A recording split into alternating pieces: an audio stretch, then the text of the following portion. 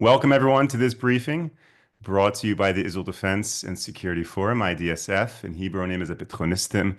IDSF is the leading Israeli organization advocating for strong national security to defend Israel. Thank you to all of our viewers and supporters for tuning into this briefing. And a big thank you to my guest today, Gil Kleiman, who is a former spokesperson for the Israeli police. Gil, it's great to see you again. Hi. Well, I was also a investigator, an officer in the serious crime. So I'm not, in the States, when you say spokesman, you think of some talking head who went to university and learned communications. In the Israel police, the spokesman always have to go up through the ranks. And the spokesmanship in the Israeli police is considered operational.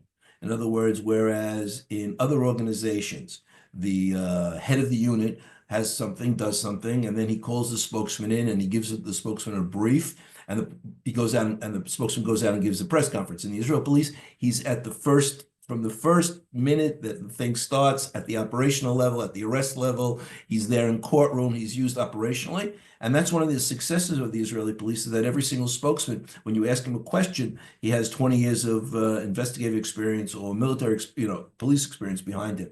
So that's why we were very successful, by the way, in the Intifada, just the Oslo was that while the army had people who were spokesmen, they had no field experience as soldiers. Most of them didn't. So there was a problem when a reporter would ask them, and this, and he wouldn't have the answer. So, but okay, Absolutely. Thank you yes, for that spokesman's correction. And fine. no, for sure. And Spokesman's fine. It's been I'll 17 refer years. our viewers to the last briefing that we did with you many months back, where you really walked us through some of that a very significant operational Yeah. experience that you have. So I certainly didn't mean to No, negate I'm that. not embarrassed. I think that it was the most being a spokesman, for me, I worked for the commissioner. I was in the commissioner's office. My commissioner, I was directly under the commissioner. I had a spokesman, but I was the national spokesman. I was under HUC control. But we were sat in the commissioner's office, and it was the most riveting job I ever had. I was in the police for 23 years as a bomb technician, border policeman. I even had Nazi war crime experience after the Demonu case, 3 years, yeah. And of course, crime, murder and drugs. But the most riveting, the most interesting, the most fascinating time I ever had was as a spokesman. The 3, 4 years that I did during the Intifada, the second Intifada. Okay, so today, the Israel police released their statistics for 2023. And Correct. this reviews police operations. This reviews the state of crime in Israel. So it's fantastic timing that you're able to join the briefing today to review for us some of those findings. And just to clarify, these are statistics for 2023, not Right. 2024. So can you walk Right. us through some of that? Okay. Well, first of all, it's as I say, hot off the press. This was at 12 o'clock. The first pushes came out on what was going on. So this is less than 5 years old. Sorry, 5 hours old. So they did 2023. So the question, of course, comes up if we're in 2025, why did they do 2023? Well, remember, we're only a week or so into 2025. So the statistics for 2024 are really only a week old and really haven't been coagulated yet. So there's no way that you can take a year of statistics because you have to wait till the end of the year if you want to talk about 2024. So there's no way in 2 weeks the Israel police would be able to come out with the full statistics for 2024. But they did press out on 2023. And this basically the 2023, we have September, October 7th, in sort of towards the middle, but basically the last last quarter of the year. So these statistics will show, to put into perspective, what happened from January 2023 before the war, when we had all our problems with the demonstrations in Kaplan and this, till October 7th, and then the 3 months. So, of course, what took everybody's attention was the amount of murder in the Arab sector, which went up 100%, 2 times. In other words, they doubled. If give you an example, that if in 2022, 104 Arab were murdered, in 2023 we had 244 murdered. So it's more than double. There's a problem, by the way. You should be careful with the statistics if you check me. Sometimes the Israel police quotes files, murder files. So if 2 people are murdered, it's 1 file. So there are about 227 files, but the number of bodies, as they say, the actual body count is 244, because there were sometimes when there were multiple killings, they actually killed the family or something like that. But basically, we're talking numbers that are through the roof. I mean, we're talking about twice as much, and this is not war related. These aren't statistics that have to do with uh, terrorists being killed, terrorist operations. This is blue police criminal murder. So there's a problem in what's going on there in brewing. We don't know why that is yet. It's really too early to tell. These statistics have to be, these are just the raw statistics, and you have to think about what's going on. But there's definitely a serious problem there. I'll give you just an example about the difference between the amount of murders in the Arab sector and the amount of murders in the Israel sector. And once you see the difference, you realize that their society is in big trouble. I mean, totally. So we talked about a total of 244 Arabs being killed in 2023. The amount of Jews who were killed was 47. So, you know, we have, let's say, round it off to 50. So we have 50 Jews being killed, and we have close to 250 Arabs being killed. Now, that's a that's twice, that's 5 times as many. So we have 5 times as many Arabs being killed as Jews, and then when you add to it, I'm not a statistician, I'm not a lawyer, but if you add to it the fact there are 8 million, 9 million Jews, and there are only about 1 million, 2 million Arabs, you're dealing with way over any kind of statistical fluke. So they have a lot of trouble in that. They're having a lot of problems. We've tried to address that in a certain way. What they're trying to do now, I don't know, you want to ask a question, or do you want me Well, to let me continue? ask a quick question. Is there any indication what the motivation of those murders? Were they domestic? Were they drug related? The the Arab society, when a woman dies, a family dies of this, these are the word we use, which isn't so politically correct, but we use it, is tribal warfare.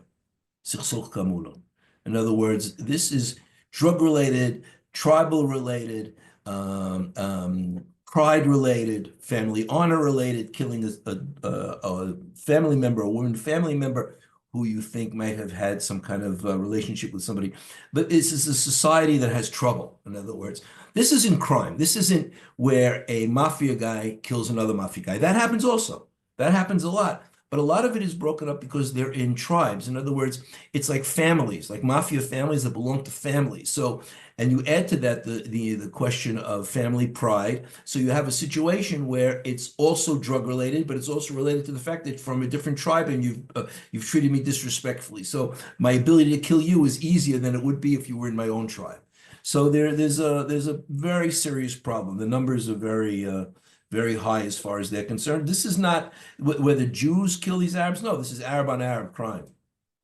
This Right, is and Arab that's an on Arab. important clarification. The numbers you're Yeah, representing are Arabs killing yeah, Arabs, Jews killing yeah. Jews. Whereas, right, if it was This is Arabs not killing Jewish. Jews, that's You see, okay, wait a minute. They killed, 244 Arabs died in 2023. So all the settlers were killing them. First of all, no, this is in Israel. And this is in Israel proper. This is in the state of Israel, not in Judea and Samaria. And secondly, no, this is not a policeman killing Arabs or in any kind of security related or oriented murders. These are criminal murders. There's a distinction. When I was a spokesman, there was a problem with that statistic. I'll give you an example. Today, on October 7th, we had 1,200 approximately people murdered. If we had been in the United States, if I had been in New York, that would have gone into their murder statistics. So there would have been, instead of saying that we had 47 Jews killed in 2023, we'd say we'd had 1,250 Jews killed. So we don't put the crime, we differentiate very specifically between crime and security. The reason why we do that is because otherwise the numbers come out crazy.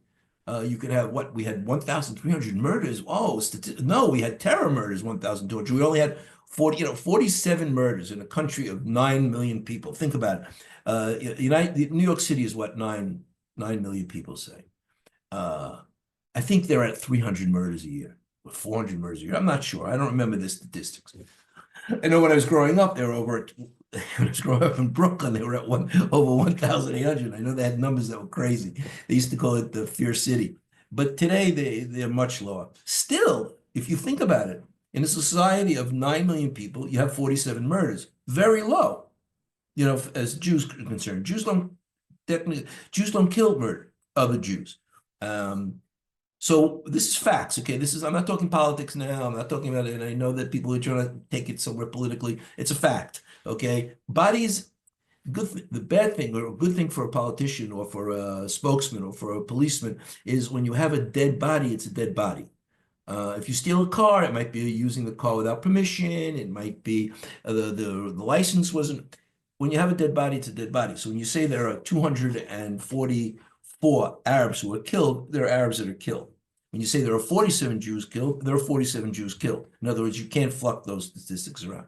So that number is very, very low. Israel is not a violent society at all in the Jewish sector, at all, at all. There's another fact that is a little upsetting about the 47 is that of those 47, 33 are women. And of those 33, 13 were killed by the husbands. Now, without getting into politics, as a policeman, I understand that. Murder is a very emotional crime. It's not a crime that people do for a living, okay? Murder means that you've come to the extent of your ability to deal with something and it's murder. It's not like breaking into someone's house. There are people who make their living by breaking into people's houses. They get up, they come back, they go and they break houses. They're very recidivistic. Murders aren't a recidivistic crime. So the fact that 47 Jews killed Jews, 33 of the women, but 13 of them were from their spouses, I understand as a policeman that these are itre, in the sense that the murder happens in this very expression of emotional problem. So that makes our society as far as violence is concerned on Jew crime, Jewish crime is low.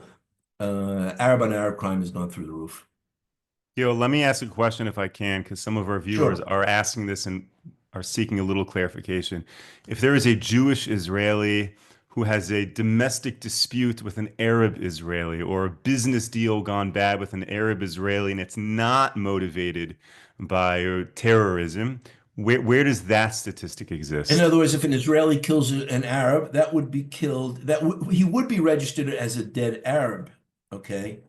In other words, a Jew killed an Arab. He's an Arab, died, and you have someone lying on the ground, and it's an Arab. And yes, it would go into Arab statistics. He would be one of those 244, but that's not happening. In other words, that's just not happening. Maybe out of the 244, I have to check that maybe a Jewish hitman working for an Arab group was the one that pulled the trigger along with his Arab. That I don't know because that I would have to get it. But no, when we're talking about generally, without looking at the, when you want to look at a problem, you look at the whole problem. You don't point your finger at a certain specific place. When I said that 30 of the women were with their spouses, it's like saying, well, were they married or they were just living together? How long were they living together? Was it a Yidua B'Tzibur? Was it, we're talking spouses generally. So we're talking, but their situation has gone really bad. And what we're trying to do is somehow include the Israel police and the minister is trying to include more Arabs into the Israel police. Now, there was a problem with that till now because there are certain standards for being in the Israel police. In other words, you have to be able to speak Hebrew at a native language level. I mean, you can't have policemen working in a police force where they can't speak the language. And since the native language of all those Arabs in the north is firstly Arab and then Hebrew, and the Hebrew is not at a proper level. Even for new immigrants, I was a new immigrant, I went to the police, but I have an ability to use Hebrew. Their level of Hebrew is not high at all. My English isn't that good either. After, they say you've been in Israel so long that you forget your English and your Hebrew doesn't get any better. It's nishtahel, nishtahel. So I'm at that stage already. I've been here 40 years, over 40 years. But what we're trying to do is get the Arabs to get them into the Israel police. So in order to do that, we've had to change our standards a little bit. But one of the most amazing things, and I think this is really to show how serious the Israeli police are taking it, is that they've had opened up ulpans. Like when you're a new immigrant, you come to Israel, you do an ulpan to teach Hebrew. They do the same thing in the north. They have north, so they don't have to travel. Most of the Arab sectors in the north, so they don't have to come down to the Israel police training ground near Beit Shemesh. They can do it up north, and then they learn Hebrew, so the level of Hebrew goes up. We also had to change the regulations for army service. And when I joined the army and I get done with the army, and an Israeli soldier leaves and he wants to join the police, they ask him, what unit were you in? Where'd you serve? Combat unit? How long did you serve? Did you leave the army for some reason? And there wasn't, so Arabs will have to, we change that because they don't serve in the army as much as they should. But yes, I think that there's we're trying to make this better. Now, the question is that good? Is it good to lower the standard of your policemen on certain levels in order to increase their access to a certain community? I think it is. I think it is. I think it's important because what's more important in the end of the day is to lower crime. And whether a policeman writes his report with Hebrew mistakes or not Hebrew mistakes, or maybe he has an accent when he speaks, is really not that important. What's important is that there are Arab policemen who understand the mentality, who are driving around the Arab neighborhoods, who speak the language, and have certain level of trust among the people who are there. So I am for it. I am totally for it. I think it's a good deal to do it. Now, Gil, the data that was released today for 2023, obviously the first 3 quarters of 2023 were pre-war. Is there any speculation at all about what happened with the Arab on Yeah, it Arab went down violence? well, I don't know about the Arab violence, but generally crime went down by about 10% after the war, which is very common. You have to figure out what happened. The war breaks out, the whole country is mobilized. The police are on the street, policemen are out, everything becomes, and also there's there's a tension among the what about criminals is that, whoa, wait a minute, they're serious now. They're not fooling around because they don't have time to fool around. What's going to be for 2024 is what's going to be shown what's important because after the initial 3 months where everybody's sort of in shock because of the war, you get used to it. Criminals also get used to it. And they say, okay, this war is going on. Well, we're going to stop working? No. So maybe they will go back to work and maybe crime will be back. But we don't know what those statistics are. But for 2023, they were going up even before the war. They went down by 10%. Now, as far as, look, you look at the Arab crime as they say among reporters, is if it bleeds, it leads. So the fact that Arab murders were twice as much as they were, of course, took the headlines. But property crimes were down 2%, which is, we only went up 2%, which is really could be a statistical fluke. Cars were up 20, stealing cars went up close to 20%, which is very interesting during a war period of time. That might have to do with the fact that policemen were moved from the border areas to serve in Miluim. In other words, the policemen on the border police and this were told, I don't care about cars. Make sure that people coming in from the West Bank don't come into Israel. So that's gone up. There's been a lot more arrests. I think they went from 1,000 to 2,000 or 1,500 arrests for people who were found here illegally. So they changed because of the war situation, they changed the tasking for the policemen. So it's very possible that car thefts were the first thing that would be sacrificed because they say, look, guy steals a car, that guy's got insurance, nobody's hurt here. Let's just make sure that we don't allow the criminals to come in. So I think that's important. House robberies are down. I understand that. House robberies are down because there are a lot of more people in the street and there are a lot more armed people in the street and there's more, breaking into a house in Israel during a war period of time could be mistaken as a terrorist attack and you get shot. So it gets a response from a policeman. Someone's knocking I hear Arab people outside my house trying to break in. Okay, so there's an immediate response to that. So that's the reason why it was down. I think it was down 20%. But basically, look, the war situation is what is holding us, is keeping us, busy. But yes, ask a question. I think that some people probably have questions that I can ask. But Gil, if we can switch to another topic that is making okay. headlines right now, the the issue of these administrative detentions related to Judea and Samaria. Are you able to just give us the basics, the Oh, terminology? How does that operate, and what are the okay. issues? The First of all, let's start from the very beginning. That in the Judea and Samaria, there are close to more than 500,000 Jews living there. There at a time there was a and who there are 500,000 Jews living in Judea and Samaria. Judea and Samaria has not been absorbed or added to the state of Israel, so it's a separate jurisdiction. And as the rules of war are concerned, Judea and Samaria is under military rule. The people who control the Judea and Samaria and the people who are responsible in the end for everything, food, water, whatever it is the IDF. So the IDF is the administrator for the Judea and Samaria, and the minister who's responsible for the IDF is the minister of security, defense minister. Okay.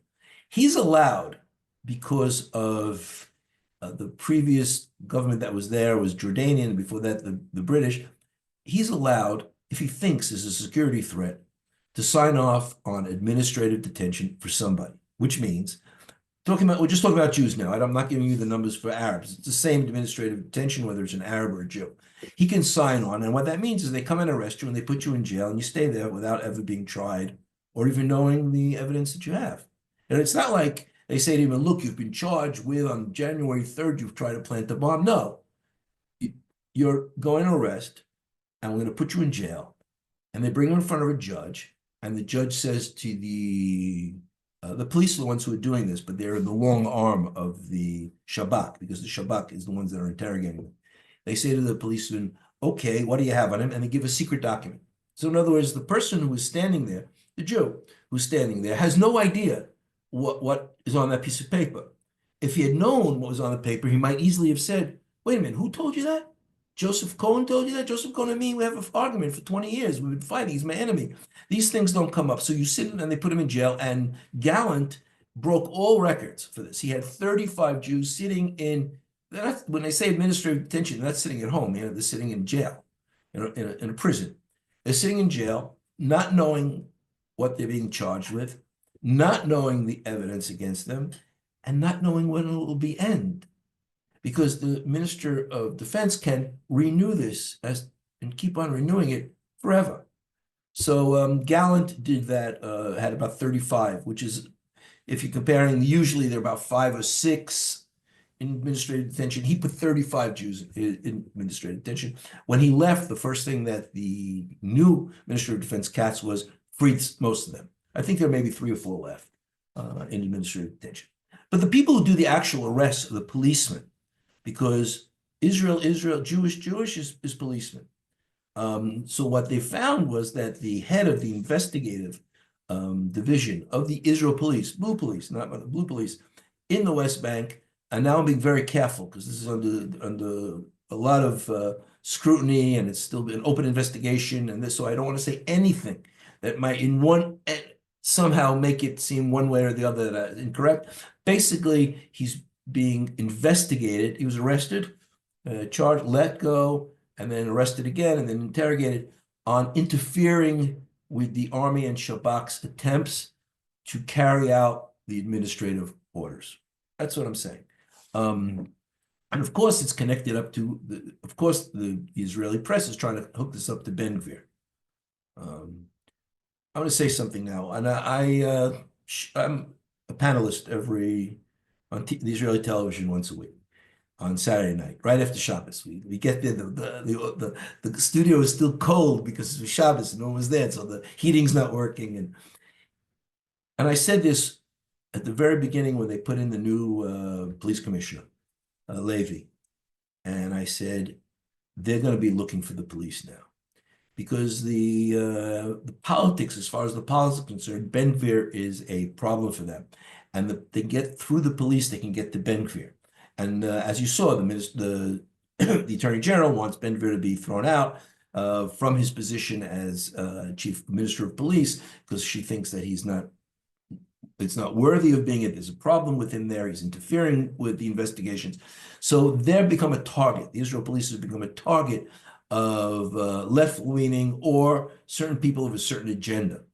So every time you hear that they've done something with the police, you should know that behind that there's a need or a want or an attempt to lower Ben Gvir's ability to run the police. That's what it is. So that's what they did with this guy. They arrested him. They also arrested the head of the prison services. It turns out that he had been in contact with the head of the investigative services for the police. They arrested him. This is like arresting the commissioner of police. This is arresting the commissioner of police. So we'll see what's going to happen with that. I think that the Israel police, as far as the Israelis are concerned, especially after October 7th, their status or the honor that they received. These people, it was the Israeli policemen who stopped. I mean, there were army people there in this, but it was 59 policemen who went against Nukhba, who had Kalashnikovs and RPGs armed with grenades, and they stood there with their pistol and two magazines with 30 rounds of ammunition, and they died. They died because they ran out of ammunition. They were just killed. So the stories are on that day, close to those 2 days, 300 soldiers died also. Okay, I'm not saying that, God forbid, that the army or the soldiers that were there didn't fight. They fought like lions. But the Israel police were the ones that really stopped. If the Israel police hadn't been there, they would have they would have got right outside of Beersheba. They would have gone all the way to Tel Aviv. So as a result of that, the Israel police have gotten a lot of credit since October 7th. But a policeman is the ones who give you the tickets, and people don't like getting tickets. Gil Kleiman, we're out of time. Thank you so much for It's a joining, pleasure. for sharing this very relevant information today about the important work that the Israeli police do. Thank you to all of our viewers and supporters for tuning into this briefing. We will be back with you tomorrow, 10 a.m. Eastern Time, 5 p.m. here in Israel. Until then, stay safe, stay strong. Take care, everyone.